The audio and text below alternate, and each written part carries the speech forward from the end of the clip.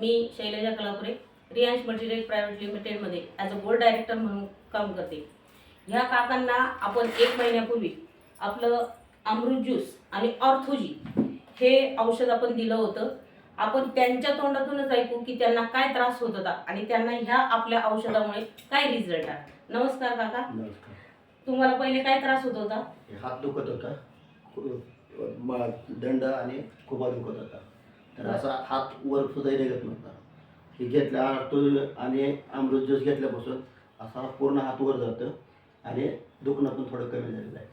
मग तुम्ही लोकांना काय सजेस्ट करा, हे अमृत ज्यूस आणि ऑर्थोजी घ्यावं की नाही घ्यावं? ऑर्थोजी आणि अमृत ज्यूस घ्यावं, शरीराला उपाय करत नाही।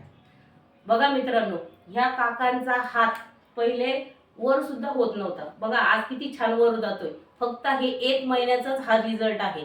मग मी सगळ्या लोकांना असं सजेस्ट करेन की आपण अमृत ज्यूस आणि ऑर्थोजी हे आपण घेतलं पाहिजे। हर हर रियांश, घर घर रियांश। धन्यवाद।